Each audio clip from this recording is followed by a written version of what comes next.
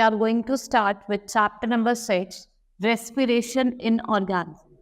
In this chapter, we will study about different types of respiration. Like cellular respiration होती है, ठीक है? We will study about both the type of respiration. Let's start the chapter. We have already learned that all organisms are made up of small microscopic unit known as cell. As we all know that cell is the smallest structure and functional unit of an organism. Each cell performs such certain functions such as nutrition, transportation, excretion and reproduction. देखो जो cells होते हैं वो क्या होता है, smallest structural unit होते हैं और ये different work perform करते हैं. ये respiration भी perform करते हैं, excretion भी, reproduction भी and nutrition भी और transport भी करते हैं material को from one place to another. To perform all these functions, cell need energy. You may surprised to know that we need energy even when we are sleeping or sitting idle. Thus, all of our daily activities like eating, reading, walking, talking require energy. So the question arises from where does energy comes from? You might have heard many of times your parents insisting on eating food regularly and properly. Now you get some idea. Yes, it is food which we store energy. देखो, चाहे हम खाली भी बैठे हो या हम सो भी रहे हो, उस टाइम भी हमें किसकी नीड होती है? एनर्जी की नीड होती है.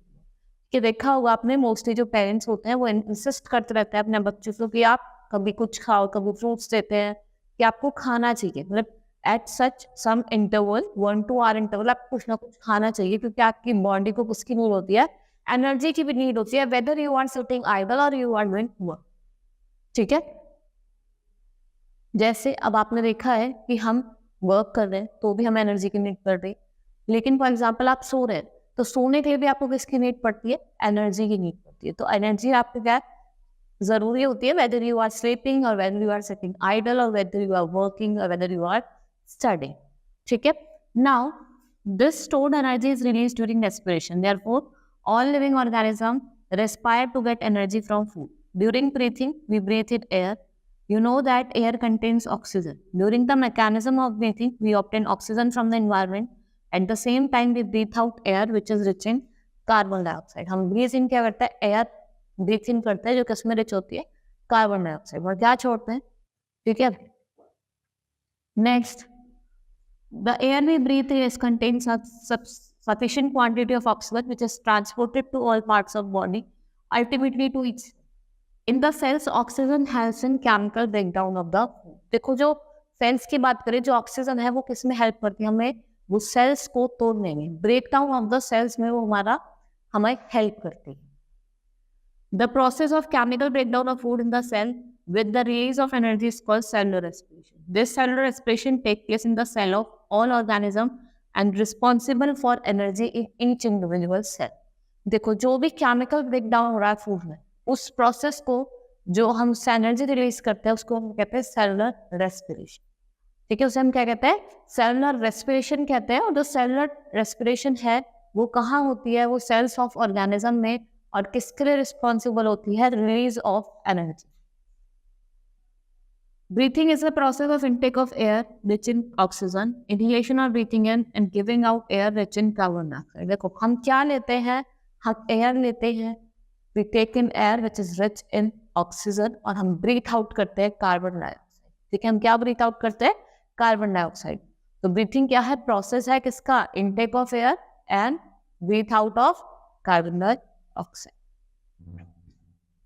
Now difference between combustion and respiration. देखो है there is a difference between combustion and respiration.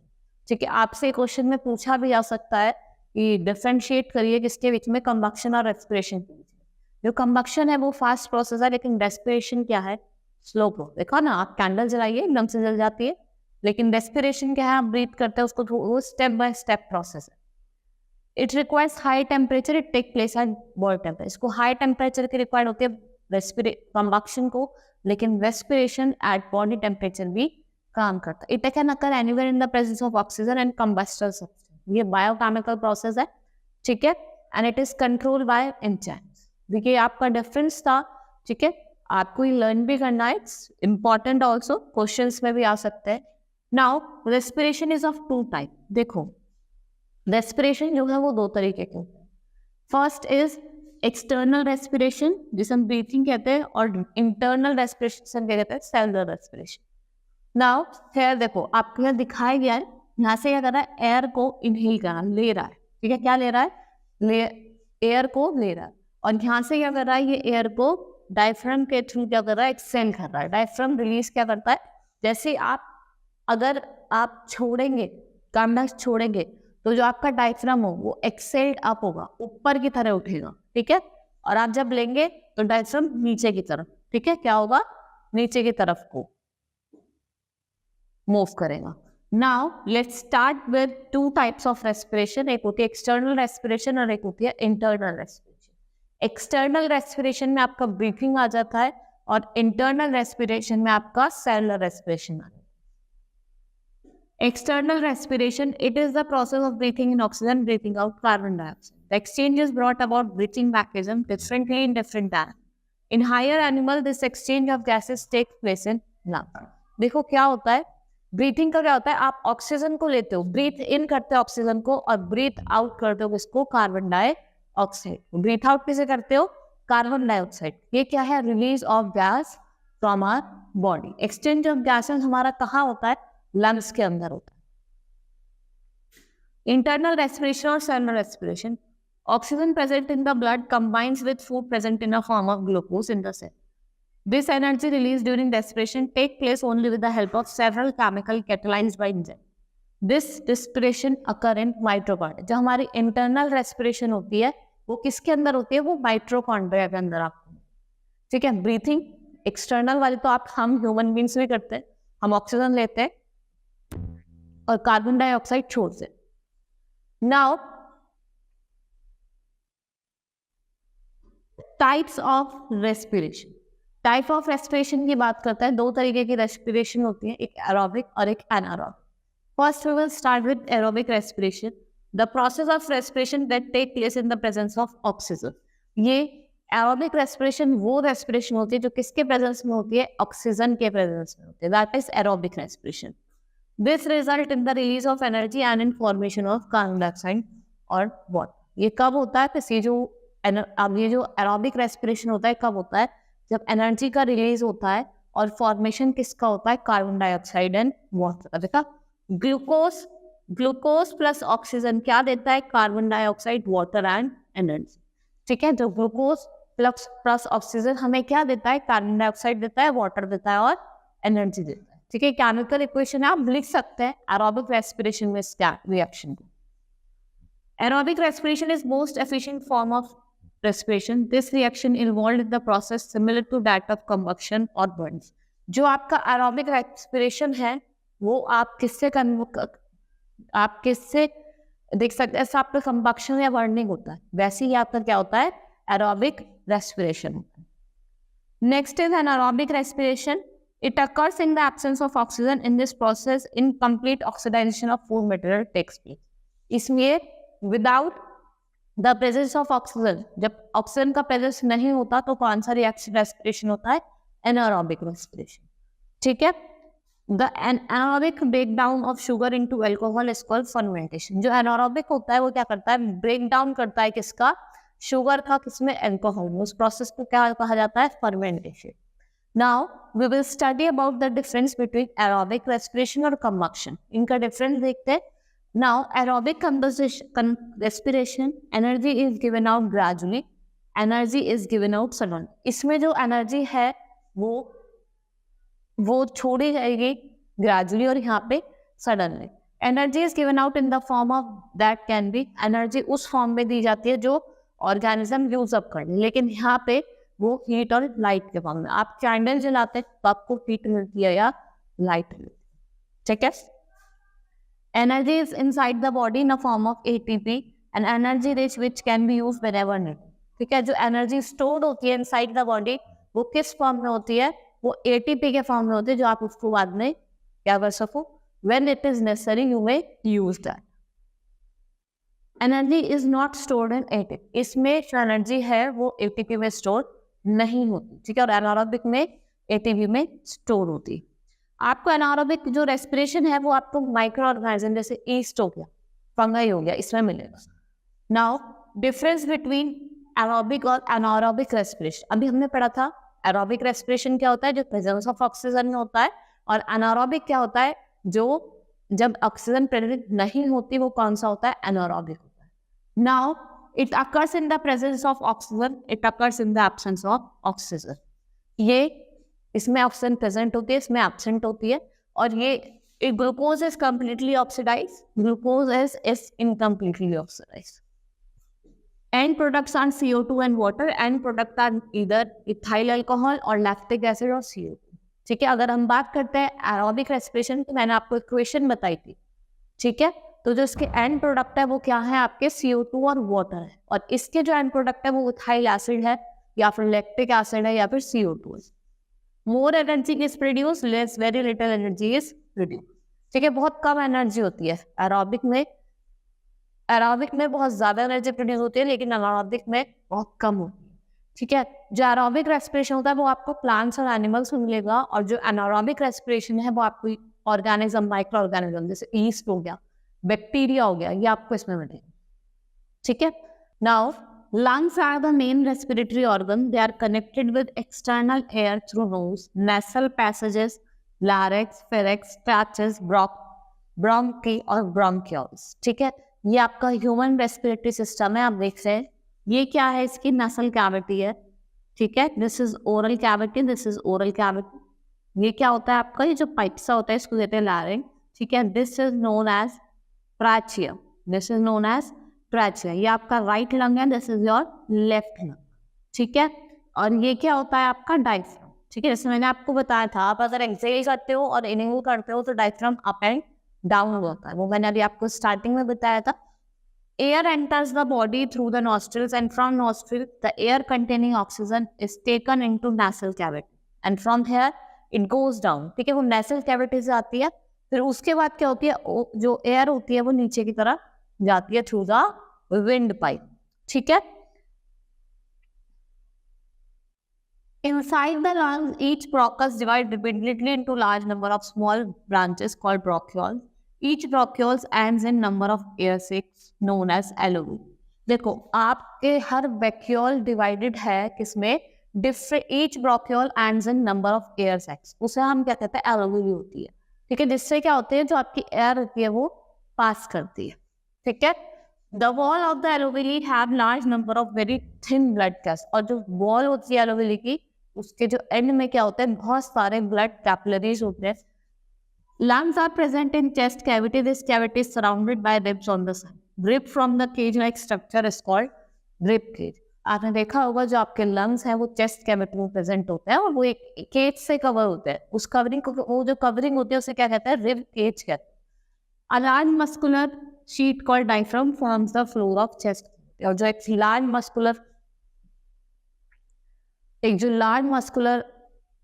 Large muscular आपकी शीट होती है जिसे हम डायफ्राम कहते हैं, वो क्या फॉर्म करता है, वो एक फ्लोर फॉर्म करता है आपकी chest cavity.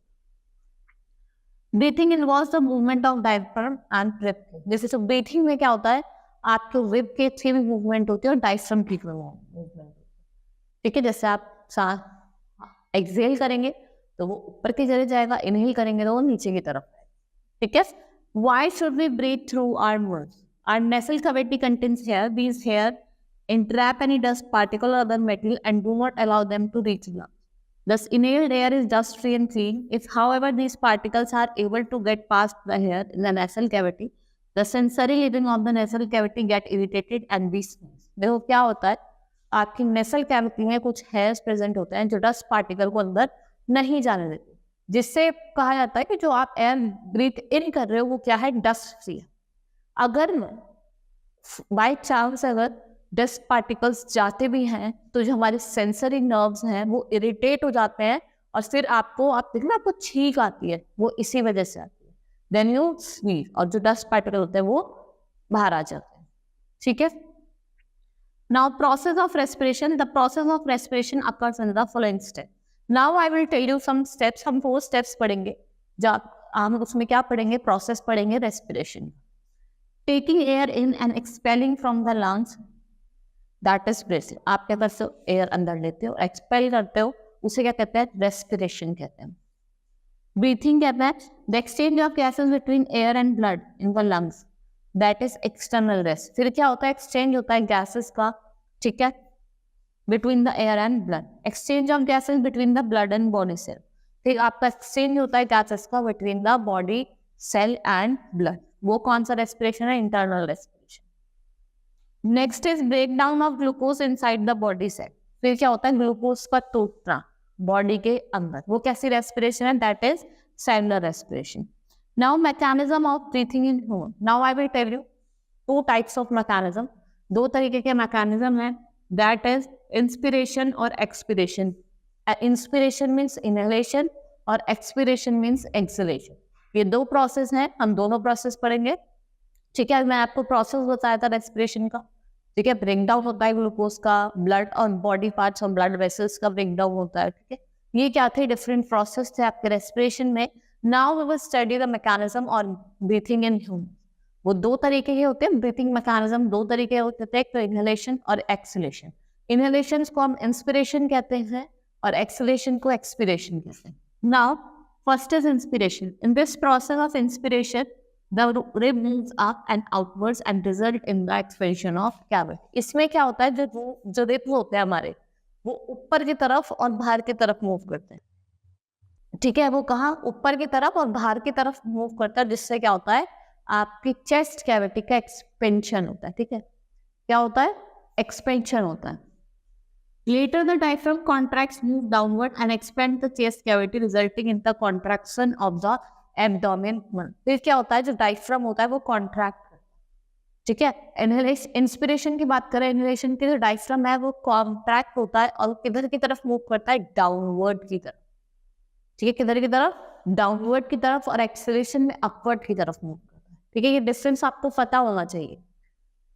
The expansion of the chest cavity produce a partial vacuum that sucks air into the lungs and fills the expanded alveoli। जो आपका expanded alveoli है उसको एयर से फिल करता है। ना मैकेनिज्म पढ़ते हैं। The process of intake of atmospheric air is known as inspiration. It is an active process। देखो, जो हम इनटेक कर रहे हैं एटमॉस्फेरिक एयर का, वो क्या है, आपका इंटरनल प्रोसेस है, जिसे हम इंस्पिरेशन भी कहते हैं, और ये आपका एक तरीके का एक्टिव प्रोसेस होता है। कैसा प्रोसेस होता है, active. When the volume of thoracic cavity increases and the air pressure decreases, inspiration take place। देखो इंस्पिरेशन कब होता है, देखिए हमने ऐसे पढ़ा, ये एक एक्टिव प्रोसेस है और ये एक atmospheric intake of atmospheric air है, ठीक है। और ये कब होता है, इंस्पिरेशन कब होता है, जब जो वॉल्यूम ऑफ थॉरिक कैविटी इंक्रीज हो जाती है, जो आपकी वॉल्यूम है थॉरिक कैविटी की वो इंक्रीज हो जाती है और एयर प्रेशर डिक्रीज हो जाता है। तो कौन सा प्रोसेस होता है, इनहेलेशन वाला प्रोसेस होता है। Contraction of external intercostal muscle and increase the volume of the thoracic cavity. देखो, अगर कॉन्ट्रैक्शन हो रहा है इंटरनल एक्सटर्नल इंटरकोस्टल मसल्स का, उससे क्या होगा, जो वॉल्यूम होगी थॉरिक कैविटी की वो क्या हो जाएगी, इंक्रीज हो जाएगी। Contraction of diaphragm further increases the size of thoracic cavity. Simultaneously the lungs expand। देखो, अगर आपका डायफ्राम का कॉन्ट्रैक्शन हो रहा है, उससे भी क्या हो रहा है, आपकी जो थॉरिक कैविटी है वो इंक्रीज हो रही है, ठीक है। और आपके जो लंग्स होते हैं वो क्या कर जाते हैं, एक्सपेंड कर जाते हैं। With the expansion of the lungs, the air pressure inside the lung decreases। देखो, जब एक्सपेंशन हो रहा है लंग्स का, जो एयर प्रेशर होता है वो लंग्स के अंदर वो क्या हो जाता है, डिक्रीज हो जाता है। The pressure equalizes and atmospheric air rushes inside the lung। Pressure क्या होता है, इक्वलाइज हो जाता है, और जो एटमॉस्फेरिक एयर है वो कहाँ रश करती है, inside the lungs. Next process is expiration. हमने अभी इंस्पिरेशन पढ़ा, जिसका हम इनहेलेशन भी कहते हैं। हम क्या करते हैं, इसमें एयर, एटमॉस्फेरिक एयर को इनहेल करते हैं, ठीक है। ये आपको समझ में भी आएगा। इसमें थॉरिक कैविटी जो होती है इंक्रीज हो जाती है जब डायफ्राम एक्सपेंड करता है, लंग्स कॉन्ट्रैक्ट करते हैं, तो वो थॉरिक कैविटी होती है वो बहुत जाते हैं, इंक्रीज हो जाती है। नाउ नेक्स्ट इज एक्सपिरेशन, जिसे हम एक्सहेलेशन भी कहते हैं। The expiration process is considered once after gases exchange occur in the lungs and the air is expelled out. This expulsion of air is called expiration. जब आप क्या कर रहे हैं, एयर को छोड़ रहे हैं, किस फॉर्म में छोड़ते हैं आप, in the form of carbon dioxide, उसे क्या कहते हैं, एक्सहेलेशन कहते हैं। देखो, अब यहाँ पे आपको डायफ्राम में चेंज दिखा रखा है, ठीक है, जैसे हमने पढ़ा था इनहेलेशन, मैंने क्या बोला था, जब हम इंस्पिरेशन पढ़ते हैं तो इसमें जो डायफ्राम होता है वो आपका नीचे की तरफ मूव, ठीक है, मूव्स डाउनवर्ड, बताया था मैंने। लेकिन अगर हम बात करते हैं एक्सेलेरेशन की, जो इसमें डायफ्राम है वो किधर की तरफ मूव करता है, वो अपवर्ड की तरफ में। Now during this process, muscle attached to the ribs contract and the muscles of the diaphragm and abdomen relax. That leads to decrease in the chest cavity. उसमें क्या हो रहा था, chest cavity में increase हो रहा था, इसमें inhalation में inspiration, लेकिन यहाँ पे chest cavity में क्या हो रहा है, decrease हो रहा है। ठीक है, जैसे देखो आपको जो डायफ्राम है वो क्या कर रहे हैं, रिलैक्स कर रहे हैं। देखो आप दिख रहा होगा आपको, डायफ्राम क्या कर रहे हैं, रिलैक्स कर रहे हैं, और जो आपका एब्डोमेन है वो भी क्या कर रहा है, रिलैक्स। ठीक है, लेकिन जो चेस्ट कैविटी है वो आपकी क्या हो रही है, डिक्रीज हो रही है। And increase the pressure of lungs causing the air, the lungs can be pushed out through the nose, और जो लंग का प्रेशर है वो बढ़ रहा है, जिससे जो आपकी एयर है वो बाहर आ जाए। ठीक है, now mechanism, the process of exhaling carbon dioxide is called expiration. ये पैसिव प्रोसेस है। इनहेलेशन क्या था, एक्टिव प्रोसेस था, दिस इज पैसिव प्रोसेस। इसमें क्या होता है, आप क्या छोड़ते हो, आप कार्बन डाइऑक्साइड को एक्सहेल करते हो।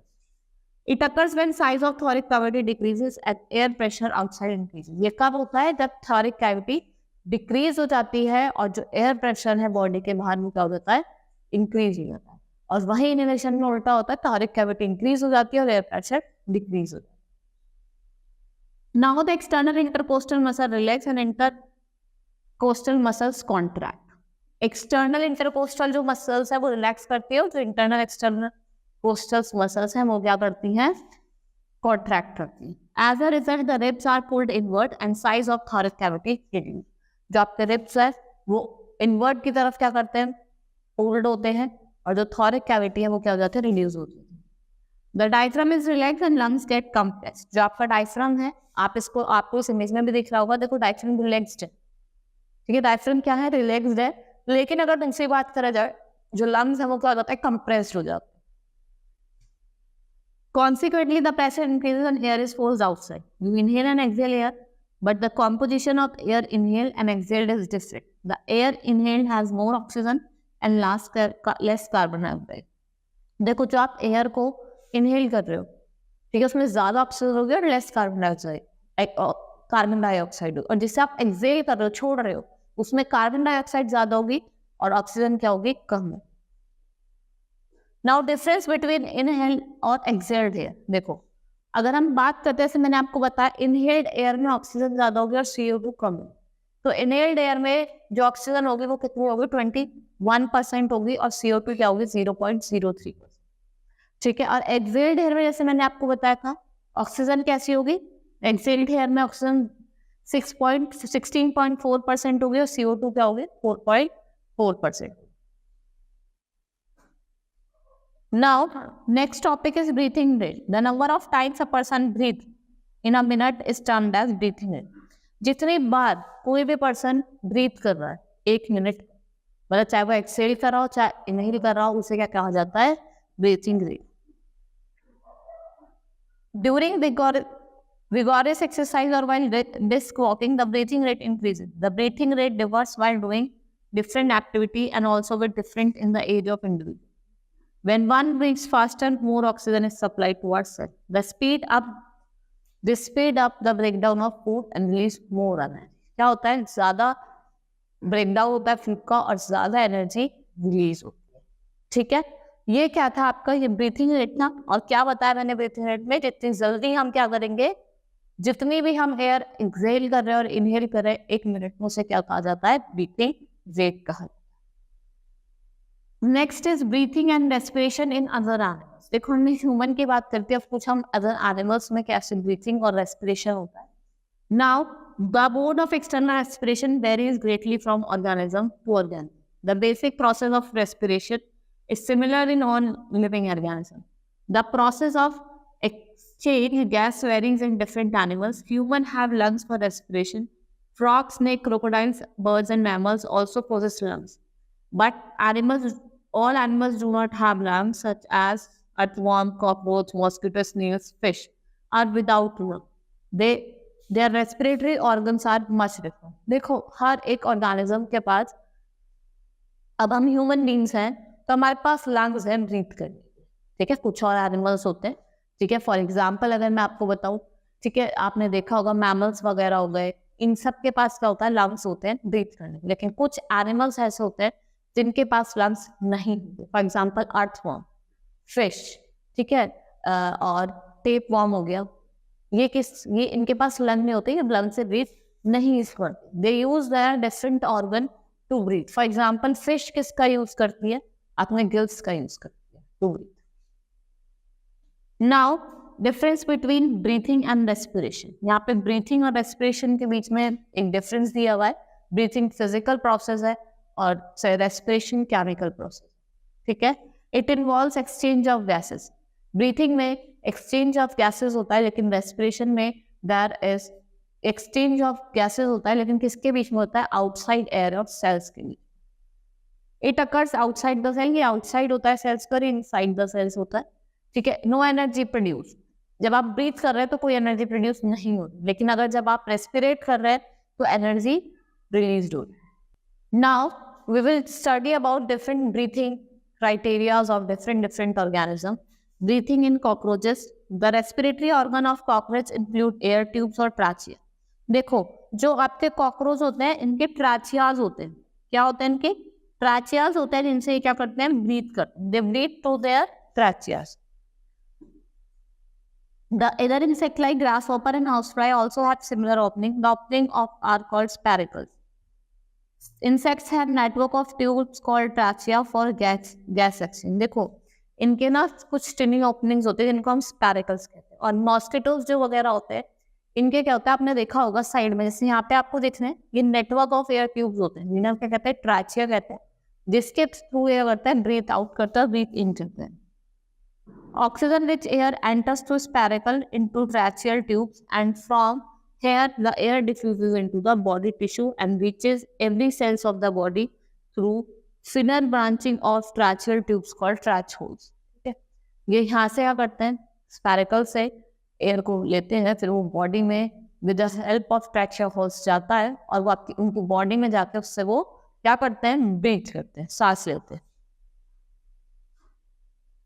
The every cell gets oxygen directly. Similarly, carbon dioxide released by cell moves out through the spiracles. जो कार्बन डाइऑक्साइड सेल ने रिलीज करी है वो बाहर मूव आउट करते हैं, किसके थ्रू, उसके स्पैरिकल्स होते हैं उसके। Next is breathing in earthworm. Earthworm breathe through their skin. जो अर्थवॉर्म है वो अपने स्किन से ब्रीथ करता है। जैसे हमने बात करी थी अभी कॉकरोच की, वो अपने स्पैरिकल्स या ट्रैचिया से करते हैं, तो और जो आपके अर्थवॉर्म है वो अपनी मॉइस्ट स्किन से ब्रीथ करते हैं। The skin of the earth feels moist and slimy on touching. Gases can easily pass through them.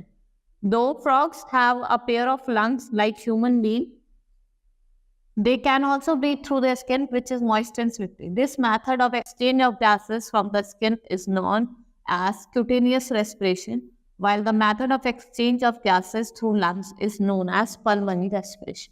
जब हम स्किन से, एनिमल्स जो स्किन से ब्रीथ करते हैं, इसे क्या कहा जाता है, that is known as cutaneous respiration. और जो लंग्स की मदद से करते हैं उनको क्या कहते हैं, आपके pulmonary respiration. Next is respiration in frog. अभी हमने कॉकरोच पढ़ा, अर्थवॉर्म पढ़ा, now we will study about the respiration in frogs. When frog is out of water, mucus gland in the skin keep the frog moist that helps absorb dissolved oxygen in from the air. जब frog क्या होता है, पानी से बाहर होता है, जो म्यूकस ग्लैंड होता है वो उसकी स्किन को कैसा रखता है, मॉइस्ट रखता है, उसके स्किन को कैसा रखता है, मॉइस्ट रखता है, और उसको हेल्प करता है किसने, to dissolve oxygen from the air. A frog may also breathe much like a human by taking air in through their nostrils and down into their lungs. जैसे ह्यूमन बींग्स ब्रीथ करते हैं वो ऐसे भी breathe कर सकता है. ठीक है, देखो यहाँ पे क्या होता है, इसके नॉस्ट्रिल्स होते हैं, ये इसकी माउथ कैविटी, लंग्स होते हैं. ठीक है, ये क्या करता है, ऑक्सीजन लेता है और कार्बन डाइऑक्साइड छोड़ता है, यही प्रोसेस होता है सब में. Next is respiration in fish. देखो, फिश वाटर में रहती है, उसे ऑक्सीजन कहाँ से मिलते हैं, जो कार डिजोल्व होती है वाटर, और उनके स्पेशल स्ट्रक्चर होते हैं गिल्स, जिनसे वो ब्रीथ करते हैं. They have a special structure called gills through which they breathe. Aquatic animals like fish live in water and get oxygen in which is dissolved in water, which have special structure called gills on either side of their mouth. The water, along with dissolved oxygen, enters the mouth and absorption of oxygen takes place through the gills. और जो absorption होता है उनको oxygen का वो किससे late करते हैं, वो गिल से. Carbon dioxide diffuses into water which is released through the opening of the gills. जो कार्बन डाइऑक्साइड है वो कहाँ से रिलीज होती है, जो ओपनिंग होती है ना उनकी गिल्स की, वहां से रिलीज होती है. Now, respiration in plants. अभी हमने रेस्पिरेशन इन ह्यूमन बींग्स और फिर हमने कुछ अदर ऑर्गेनिजम्स की बड़ी, जैसे आपने कॉकरोचेस, फ्रॉग्स, अर्थवॉर्म, फिश. अब हम बात करेंगे किसकी, रेस्पिरेशन इन प्लांट्स. प्लांट्स में जो रेस्पिरेशन होती है वो किस फॉर्म में होती है. Respiration in plants involve exchange of oxygen and carbon dioxide. Hence, two gases are known as respiratory gases. However, respiration in plants differ that of animals in three aspects. मैं आपको ऐसे 3 एस्पेक्ट्स बताऊंगी जिसमें जो respiration है animals में वो different होती है प्लांट्स. कैसे? First is all parts of plant such as root, stem, leaf perform respiration individually. Plants में क्या होता है, चाहे रूट हो, चाहे स्टेम हो, चाहे लीफ हो, सब रेस्पिरेशन इंडिविजुअली करते हैं. ठीक है, अलग अलग करते हैं.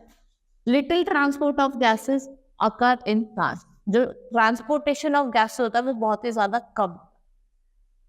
Plant respiration occurs at much slower rate. और जो प्लांट में जो ट्रांसपिरेशन होती है वो बहुत ही स्लो रेट पे होती है.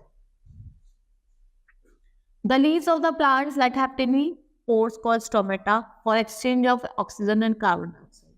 These stomata occur on green stem also, but when the stem become old and woody, then the bark of stem has lentils for gaseous state. जो प्लांट की जो स्टेम होती है उस पर lentils हो जाते हैं, जिससे वो क्या करते हैं, अगर वो बहुत ही ज्यादा ओल्ड हो रहा है तो वो क्या करते हैं, उससे गैस का जो एक्सचेंज होता है. Just like all other living cells of plants, the root cells are also need oxygen to generate energy. जो रूट सेल्स होते हैं उनको भी किसकी नीड पड़ती है, ऑक्सीजन की, क्या जनरेट करने के लिए, एनर्जी जनरेट करने. ठीक है, देखो आप रेस्पिरेशन प्लांट देखते हैं, सन है, लाइट एनर्जी जा रही है, ग्लूकोज ले रहे हैं, ठीक है, ऑक्सीजन ले रहे हैं, ठीक है, और क्या छोड़ रहे हैं, कार्बन डाइऑक्साइड छोड़ रहे हैं. ठीक है, और लाइट एनर्जी आप देख रहे हैं.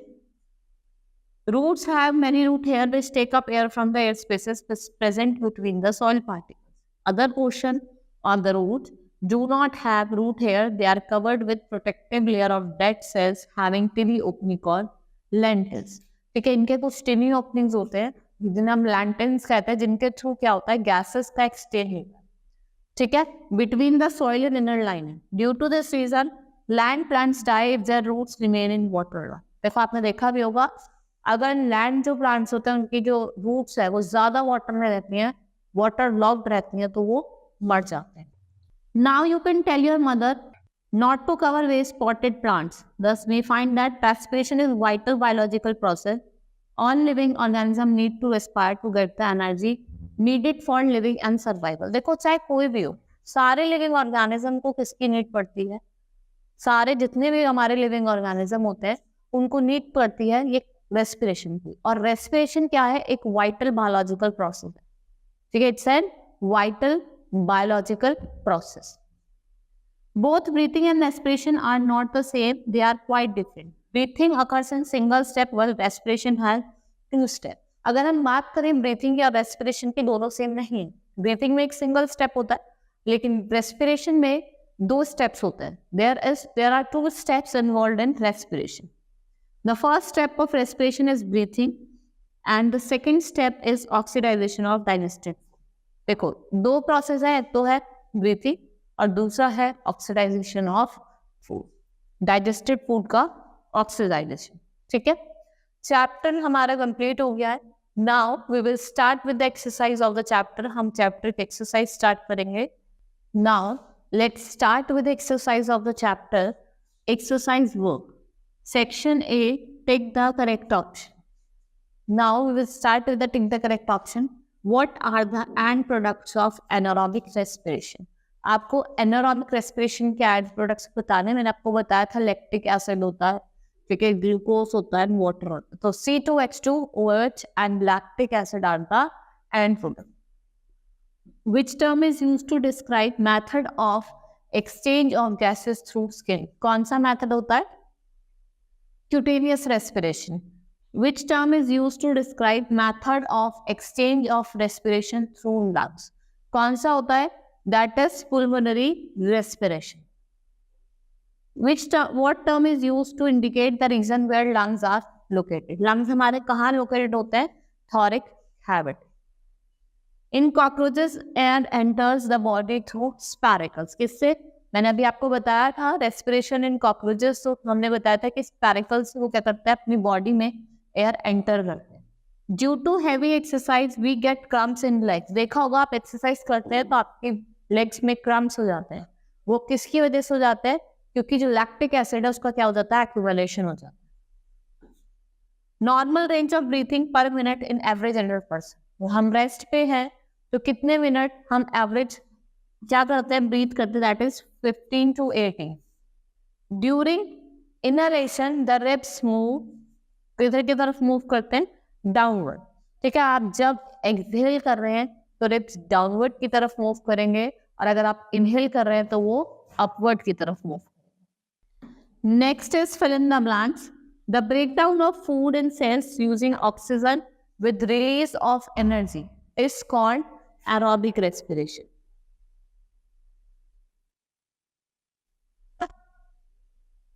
Dash turns lime water milky, क्या कर देता है? Carbon dioxide.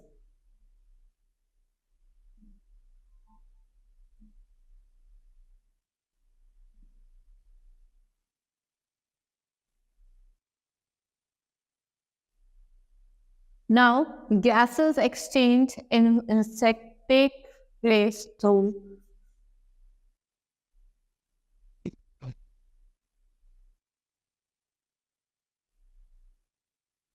the exchange of gases in the leaves of plants takes place through, जो exchange होता है वो कहाँ से होता है? स्टोमेटा से होता है।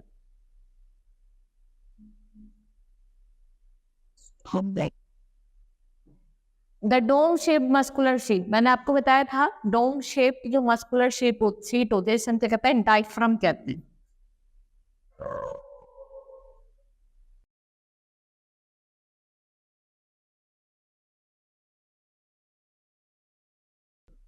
Now, state true or false against following statement. यहाँ पे दिया है during heavy exercise the breathing rate slows down. जब आप हैवी एक्सरसाइज कर रहे हैं तो ब्रीथिंग रेट स्लो डाउन होता है, नहीं बढ़ जाता है।